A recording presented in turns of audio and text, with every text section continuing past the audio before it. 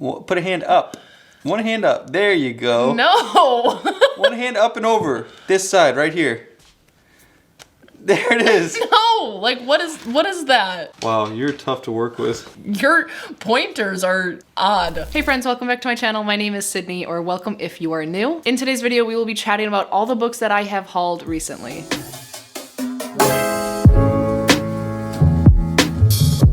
So hey, what's up? How are you? I hope you're doing well. Thank you so much for being here and hanging out with me for a little bit. I'm not quite sure how this keeps happening.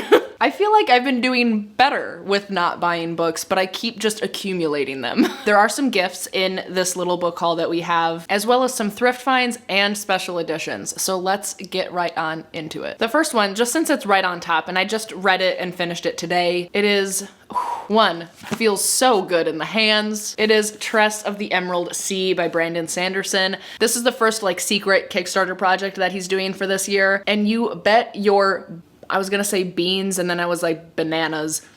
Neither of those make sense. Am I okay? Am I okay? You better bet your bottom dollar, that one is like an actual phrase, that I signed up for the Kickstarter and got the special edition hardcover books. It's so beautiful. The inside pages are just as stunning as the outside. The title pages, as well as the illustrations, like they're beautiful. I kind of just want to read you the synopsis so that you kind of go in as blind as I did. I might give you a little extra, but the synopsis says, in the middle of the ocean, there was a girl who lived upon a rock. This was not an ocean like the one you have imagined, nor was the rock like one you have imagined. The girl, however, might be as you imagined. Assuming you imagined her as thoughtful, soft-spoken, and overly fond of collecting cups. Adorable, right? She does indeed collect cups, and I'll give you a little bit extra. Okay. She basically falls in love with the Duke's son, who kind of ends up getting lost at sea, and she is determined to get him back. So she goes on this big quest, becomes a pirate, and goes through so many new experiences and adventures, and this world in and of itself is absolutely stunning. The atmosphere and care that Brandon took while creating this little whimsical world, well, it's also pretty dangerous too. This whimsical and dangerous world is just beautiful. I loved it. This one that I've hauled, I originally bought because Caleb needed a physical copy of it while we were reading it together for a video, and it was Ice Planet Barbarians by Ruby Dixon. This is a adult romance smutty book about big blue aliens. At the same time that I was at Barnes & Noble when I bought Ice Planet Barbarians, I did buy quite a few other fun books, so we'll talk about those really quick. Hi, Abby. I ended up buying The Fine Print by Lauren Asher. I read this for a romance reading vlog that I filmed, and I loved it so much that I have now bought the other two in the series. So it is a trilogy, and I'm very excited to continue it. This one is basically about three brothers whose grandfather has passed, and he was basically like the CEO owner of Dreamland, which is basically Disney World. And he left all three brothers a letter assigning them a task that they have to complete in order to get their inheritance. And if all three of them, if even one of them doesn't complete their task, their shares in Dreamland, the company, will go to their father, and we don't like their father. So we don't want that to happen. And each book is following each brother in their task and trying to fulfill it. And this one in particular is following Rowan and Zara, and I truly loved it, and I can't wait to continue. Another book that I got at Barnes & Noble is The Dead Romantics by Ashley Poston. I've heard great things about this one. The main character, Florence, is a ghostwriter and has recently, man, I'm too low again. Florence is a ghostwriter, and she recently had a really bad breakup, so she no longer like believes in love. So she's finding it hard to do her job. Plus her dad just passed away, so she has to travel back to her hometown to bury him. And then she finds a ghost standing in the funeral parlor's front door. So it's like a love story, but also paranormal. I think it sounds super interesting. As long as both aspects are done well, it could be a really fun read. The next ones have sprayed edges. I really couldn't pass them up because if I were to read these, which I do have plans to at some point, it would be really cool to read these editions because they're really pretty. It is The House in the Cerulean Sea and Under the Whispering Door by TJ Klune. These are just really pretty, and they're paperbacks. I just, you know. I've been told so many times that I would love House in the Cerulean Sea, like so many times, and I really should just get to it and read it. House in the Cerulean Sea is an enchanting love story masterfully told about the profound experience of discovering an unlikely family in an unexpected place and realizing that family is yours. I've heard that there's a found family aspect. I've heard that this is queer and magical, and it sounds great. And this sounds really cute, actually. I've never actually read the synopsis for Under the Whispering Door. This says, when a reaper comes to collect Wallace from his own funeral, Wallace begins to suspect he might be dead. And when Hugo, the owner of a peculiar tea shop, promises to help him cross over, Wallace decides he's definitely dead. But even in death, he's not ready to abandon the life he barely lived. So when Wallace is given 1 week to cross over, he sets about living a lifetime in 7 days. This sounds like it would make me cry like immediately, and I'm not mad about it. Next, I got The Bromance Book Club by Lisa K. Adams. I feel like I'm entering a romance era a little bit. I'm never like not in a romance era. Hi. Have you just poked me? But I'm really enjoying them right now. And the synopsis of this sounds like it would be up my alley. Just from memory, I believe this book is about a group of guys that have a book club reading romance books, and they try to use what they learn in these books like in their real life relationships and try to apply things and make their relationships better. And I think we're trying to save one of our main characters' marriage. Sounds like it could be a hoot. A hoot, Sydney? Why? The next one is Hamnet by Maggie O'Farrell. This one I almost read for my Reading Booktubers Best Books of 2022 because I saw it on a few people's lists of Best of 2022, but I ended up not reading it, though I did buy the book. So I do have plans to read it because even people that I know personally have read this book and really liked it. So I do plan on reading this. If I'm not mistaken, this is about Shakespeare and his family, but really focusing on his wife and children and when the Black Death is like creeping across England. So it's a very like character driven story from what I understand, and very like deep and heartfelt and personal, you know? Plus obviously historical fiction. I don't venture here often, but I'm interested. Next, I ended up buying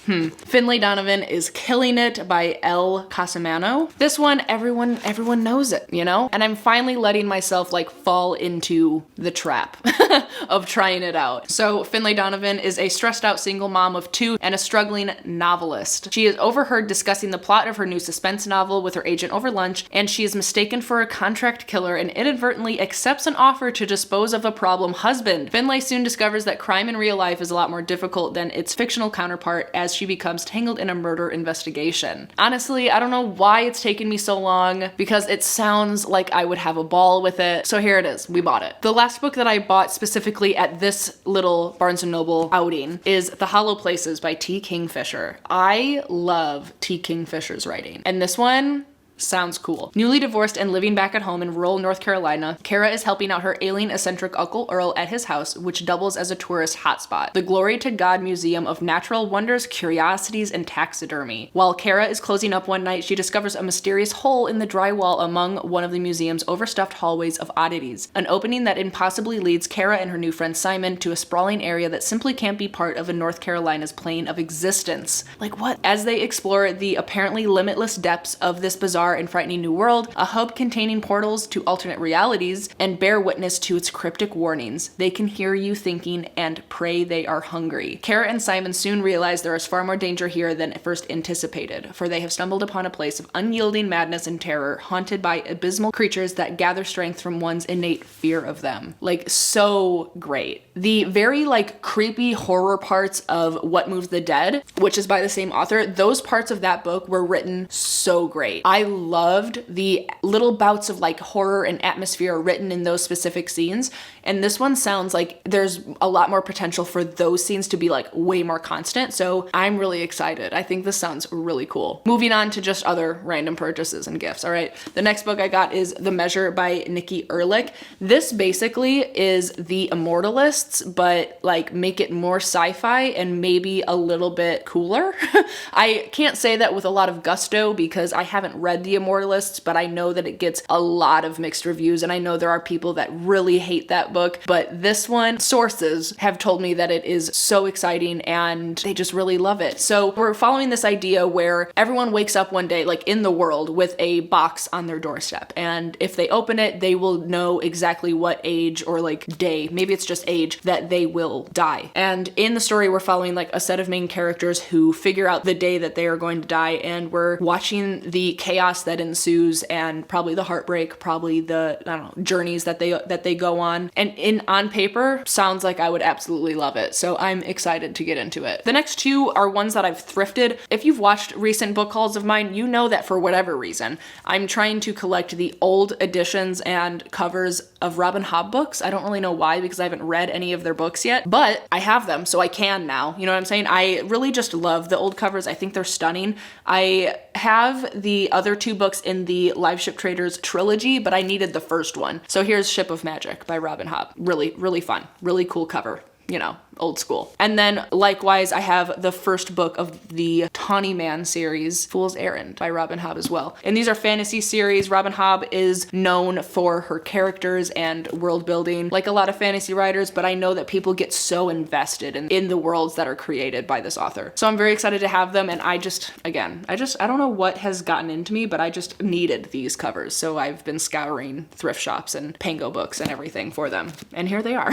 The next one I got is She Would Be King by Wateu Moore. This book I started reading this month in February. It is very heavy, so check out trigger warnings for it. But basically, we're following our main character, Bessa, who was cursed on the day of her birth and exiled upon suspicion of being a witch. And this book plays with a lot of magical realism. In it, we're following Bessa, as well as June, who lives on a plantation in Virginia, and Norman, who lives in the Blue Mountains of Jamaica. And in this book, it is a reimagining of the tumultuous history of Liberia, a country whose past and present are inextricably bound to the United States. I know Jesse definitely highly recommends this book. The writing so far is beautiful, but it is very heavy, so it might take me a little bit to get through it. The next one I got is Ghost Music by An Yu. This cover, I'm obsessed with it. I would buy it just for the cover, honestly. One of my patrons was reading it and I looked up what the cover looked like and I immediately was like, oh, I need this. So the synopsis in the dust jacket is actually pretty long, but there is a little paragraph that says, a gorgeous and atmospheric novel of art and expression, grief and survival, memory and self-discovery. Ghost Music animates contemporary Beijing through the eyes of a lonely yet hopeful young woman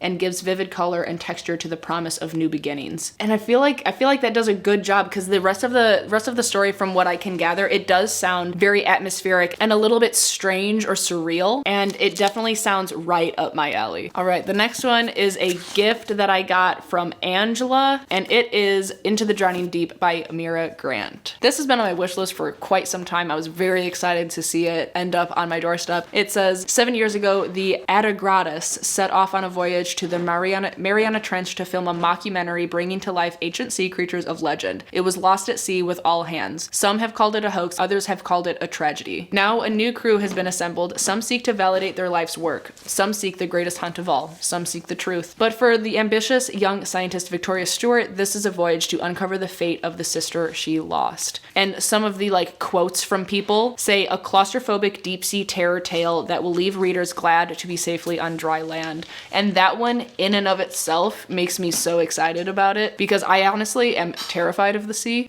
to be quite honest. And the fact that it also said claustrophobic, I am just into feeling the terrors of the sea without being in it. Plus, I know I love Mira Grant or Shannah McGuire's writing, and I know that they write atmosphere and eerie things really, really well. So this is bound to be at least a really fun, interesting read. The next one I bought because every time I see it, I just am absolutely in love with the cover. And I know that Noelle from Noelle 7 Pages really liked it. Once I remembered that Noelle liked it, the last time I saw it, I was like, yeah, I'm buying it today.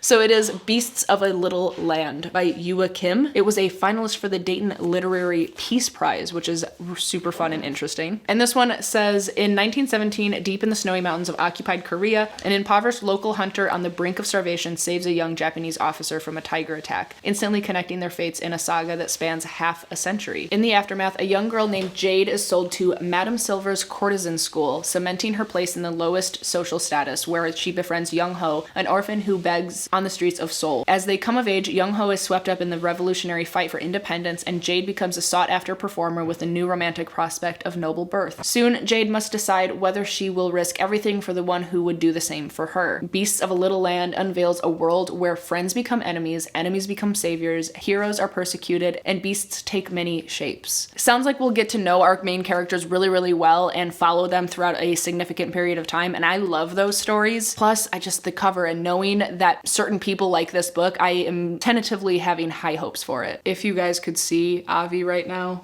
I mean, she just sat up, but I'm gonna put a picture of it right here. She was just cuddling the next stack of books I'm gonna talk about. You are so cute, it hurts me. The top one that she was laying on was Lost in the Moment and Found by Shannah McGuire. This is the next book in the Wayward Children series. Highly anticipated release for me for sure. This series is always a great time. They're quick reads. The first book is Every Heart a Doorway, and the idea surrounding this world is there is a house called Eleanor West's Home for Wayward Children, which is where parents send their kids when they don't really know what to do with them anymore because of a very particular situation. These kids find these doorways to other worlds, and in those other worlds, that is where they feel most at home, and something happened in those worlds that have them kicked out, and they can't really grapple with not being able to be in their world. So sometimes we are following the kids in Eleanor West's home, but more often than not, we're following the kids as they're trying to find their doorway again, or we're following them while they're in their perfect home before they get kicked out, or they find their way back. It's really beautiful and eerie and fantastical. Shannah McGuire does all of these things really well, so every time I read it, it's at least super entertaining. I love the series a lot. The next two, as you saw, are Hellbent by Leigh Bardugo. I still have yet to read it. I know it came out in February, I think, but I definitely should reread Ninth House. This is the sequel to Ninth House, if you were not aware. But I definitely should reread Ninth House before I jump into this book. And it's like my brain does this thing that since it's not a completed series, I have no rush to read the next one, even though I have multiple copies.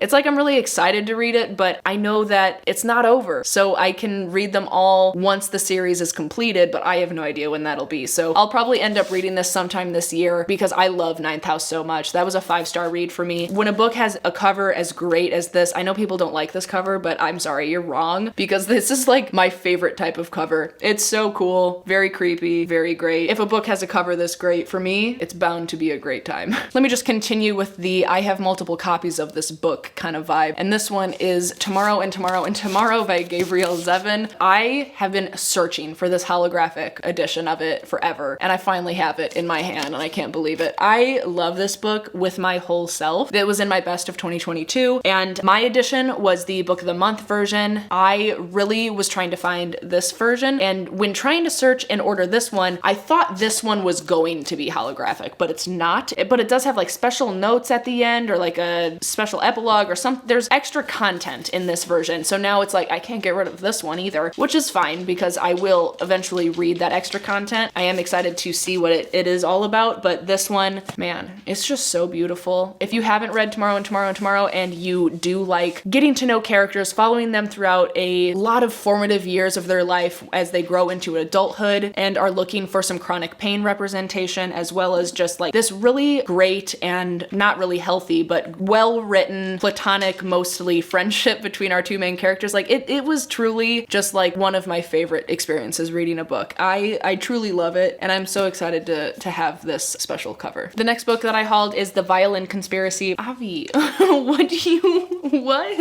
baby? Avi's trying really hard to be in this video. The next book I got is The Violin Conspiracy by Brendan Slocum. I've heard a ton of people sing their praises about this book. I know Casey from Casey Can Read, as well as Jesse from Jesse on BookTube, both really love this book. This one says, Ray McMillan is a gift and a dream. He's determined to become a world-class professional violinist, and nothing will stand in his way. Not his mother, who wants him to stop making such a racket. Not the fact that he can't afford a violin suitable to his talents. Not even the racism and prejudice inherent in the often rarefied world of classical music. When Ray discovers that his beat-up family fiddle is actually a priceless Stradivarius, all his dreams suddenly seem within reach. Together, Ray and his violin take the world by storm. But on the eve of the renowned and cutthroat Tchaikovsky competition, the Olympics of classical music, the violin is stolen, a ransom note for $5 million left in its place. Ray feels like he's lost a piece of himself as the competition approaches. Ray must not only reclaim his precious violin, but prove to himself and the world that no matter the outcome, there has always been a truly great musician within him. I've been told that this book will creep up on you. It is a serious page turner, almost like a high anxiety sort of story with a lot of like real world and real serious topic elements thrown in there. All right, the next one that I got is Do You Dream of Terra 2 by Temi O. I just really love this cover. I think it's really simple and intriguing. And it's a sci-fi that says, a century ago, an astronomer, is that right?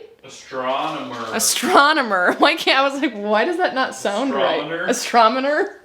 An astronomer discovered an Earth-like planet orbiting a nearby star. She predicted that one day humans would travel there to build a utopia. Today, 10 astronauts are leaving everything behind to find it. 4 are veterans of the 20th century space race, and 6 are teenagers who've trained for this mission most of their lives. It will take the team 23 years to reach Terra 2, 23 years locked in close quarters, 23 years with no one to rely on but one another, 23 years with no rescue possible should something go wrong, and something always goes wrong. I think it sounds really interesting. Apparently it has some mixed reviews. I don't know anything more than that because I have only heard Jesse talk about it. I think it sounds really interesting and I just loved the cover so much, so I decided to buy it. The next book that I got is Vida Nostra by Marina and Sergey Dyachenko, potentially. If I'm saying that wrong, I apologize. But I was told specifically by Noelle that I would really enjoy this book, so I bought it. It is a cross between Lev Grossman's The Magicians and Elizabeth Kostova's The Historian.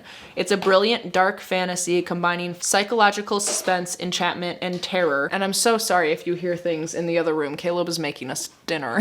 I truly don't know anything else about it except if Noelle specifically tells me that she thinks that I would enjoy a book, I'm very highly inclined to believe that. So that was enough for me to just buy it and have it on my shelf as an option to read. The next 3 I received as a gift in the mail from one of my patrons, which is so incredibly sweet. The first one is I Who Have Never Known Men by Jacqueline Hartman. I know that this one is a little bit heavy, so check out the trigger warnings beforehand is what she told me. But this one is very short. All of these are very short. I love that. It says, deep underground, 39 women live imprisoned in a cage. Watched over by guards, these women have no memory of how they got there, no notion of time, and only vague recollections of their lives before. As the burn of electric light merges day into night and numberless years pass, a young girl, the 14th prisoner, sits alone and outcast in the corner. But soon she will show herself to be the key to the others' escape and survival in the strange world that awaits them above. So even just from the synopsis, I can tell that it seems like it's going to be a kind of a heavier book. It's short, it's small, but it obviously will pack a punch. The next 2 are in a series together. The first one is A Psalm for the Wild Built and A Prayer for the Crown Shy. This is a monk and robot book.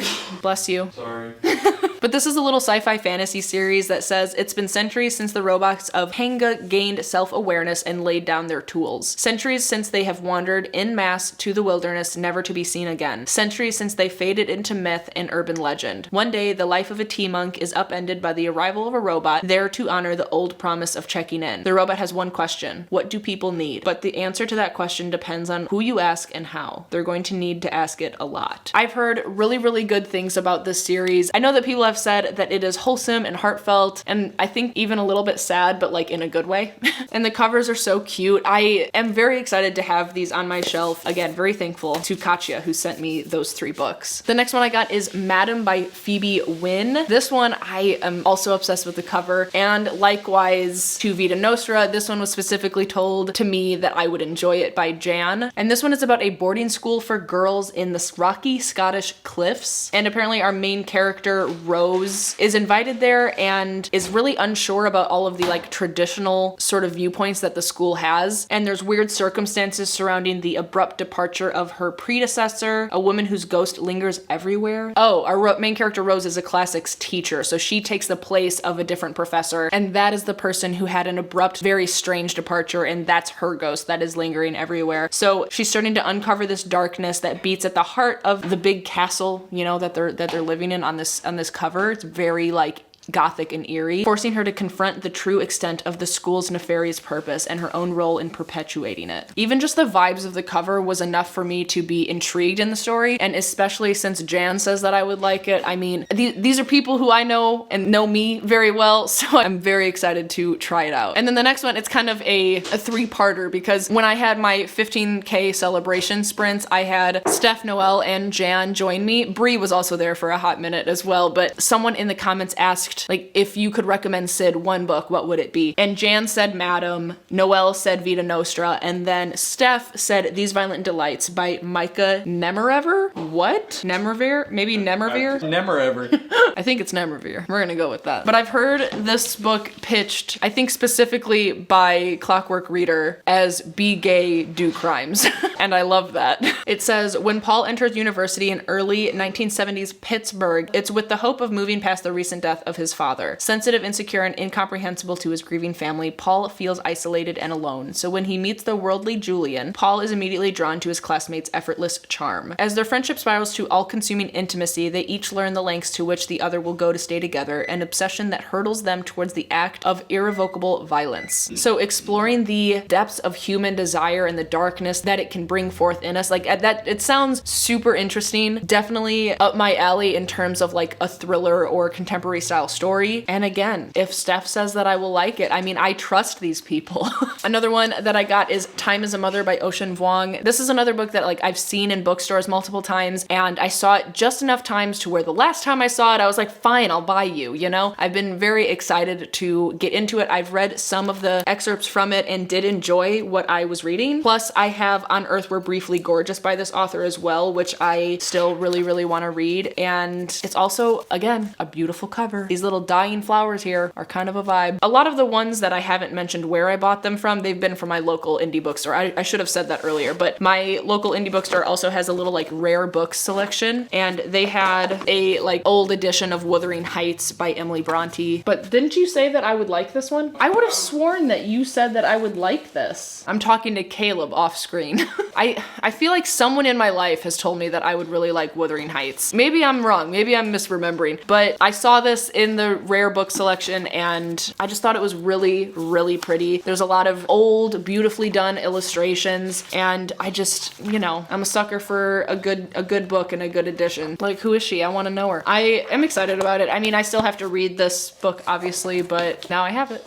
The next book I got, I actually have 2 copies of, but I am sending one of them to one of my patrons because I didn't mean to order 2 copies of them, but it is How to Sell a Haunted House by Grady Hendrix. Grady Hendrix has been a hit or miss for me. Well, not really a miss. I've given Grady Hendrix books a 3, a 4, and a 5. So I'm very intrigued to see where this one will end up. I have heard mixed reviews on it for sure. So that makes me nervous.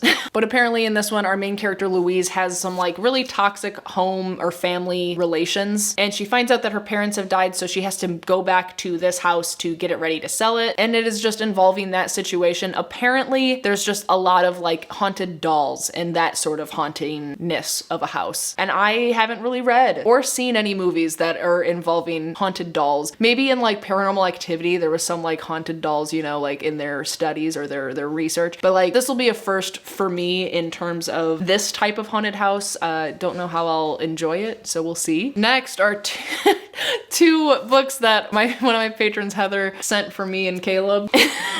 They're monster romances. She sent them to us for Valentine's Day. The first one is Girls Weekend by C.M. Nascada. Both of them are by this author. It's a monster bait romance. And this one, which one was this? It's an orc romance. So Shrek, maybe? But Heather said that she really liked it and she thinks that we'll have a good time with it. So this was one of them. The next one, the cover is a little bit unsettling. It is Morning Glory Milking Farm by the same author. I just really don't like this cover at all. It makes me uncomfortable. It's the glove and the milk foam behind it. I just am going to turn it around. So this one is a monster bait romance with minotaurs. So as long as I don't look at the cover, I'm sure it'll be at least a fun time. So thank you so much, Heather. We will definitely be reading these. The last one I got, I think this is the last one. Better be, because this girl's going crazy. Avi is excited. The last one that I got, if you hear, yep, there it is. I have 1 book left. I almost made it. I almost did it. The last book is Ordinary Monsters by J.M. Miro. I have been obsessed with this cover. How many times have I said that in this video? I'm obsessed with this cover ever since I saw it, and I've seen it for a while. I'm such a hoe for just a thick book. But this one, it says England 1882 in Victorian London, 2 children with mysterious powers are hunted by a figure of darkness, a man made of smoke. 16-year-old Charlie, despite a brutal childhood in Mississippi, doesn't have a scar on him. His body heals itself, whether he wants it to or not. Marlowe, a foundling from a railway freight car, ooh, that's hard to say, shines with a strange bluish light. He can melt or mend flesh. When a jaded female detective is recruited to escort them to safety, all 3 begin a journey into the nature of difference and belonging and the shadowy edges of the monstrous. What follows is a story of wonder and betrayal, from the gaslit streets of London to the wooden theaters of Meiji era Tokyo to an eerie estate where other children with gifts, the talents, have been gathered. There, the world of the dead and the world of the living threaten to collide, and as secrets within the Institute unfurl, Marlowe, Charlie, and the rest of the Talons will discover the truth about their abilities and the nature of what is stalking them. That the worst monsters sometimes come bearing the sweetest gifts. Oh, interesting. That is not where I thought that synopsis was going to end up. But I think Olivia from Olivia Reads a Latte really likes this book, if I'm not mistaken. And I think that it was that review that she had that threw me into buying it after I saw it for like the 10th time on a physical shelf. So at the very least, it's a stunning book and I'm excited to have it. That's it. We did it. Good work, everyone. Let me fuel up to take this thumbnail. Let me know down below. Let me know down below if there are any of these books in particular that I should prioritize because they are some of your favorites. I would love to know. And if you are still watching, leave the... Should I do milk emoji? Leave the milk emoji down below in the comments. Oh, that's funny. And while you're down there, don't forget to subscribe and like the video. I always appreciate your support. And of course, be kind to one another and happy reading. Bye.